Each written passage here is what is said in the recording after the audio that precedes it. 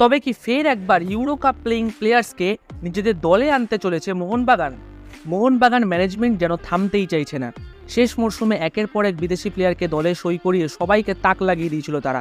আর এবারও Jimmy McLaren, রোজবে চেসমিদের মতো বিশ্বকাপারদের দলে আনতে ঝাঁপিয়েছে তারা। আর এদের পরেও এখনও কিছু চমক দেওয়া বাকি আছে তাদের, যা জানা যাচ্ছে তাতে ইউরো 2024 থেকে কিছু প্লেয়ার স্কাউট করতে চলেছে তারা। According to red sports, team management প্রায় 40 থেকে 50 জন ওভারসিজ প্লেয়ারকে টার্গেট করেছে, যাদের মধ্যে বেশ কিছু প্লেয়ার এবারের ইউরো 2024-এ পার্টিসিপেট করবে। অ্যাকর্ডিং টু ক্লাব অফিসিয়াল, দল কিছু ফ্রেশ ফেস চাইছে যারা এর আগে ইন্ডিয়ান সয়েলে খেলেনি। তার সাথে শুধু ইউরো 2024 না, ফিফা ওয়ার্ল্ড কাপ এক্সপিরিয়েন্সডও কিছু প্লেয়ার আগামী মরশুমে নিজেদের দলে নিতে চাইছে মোহনবাগান। ACL 2 এর জন্য যে তারা মরিয়া হয়ে ছাপাতে চাইছে, সেটা তাদের দল গঠন দেখেই পরিষ্কার বোঝা যাচ্ছে।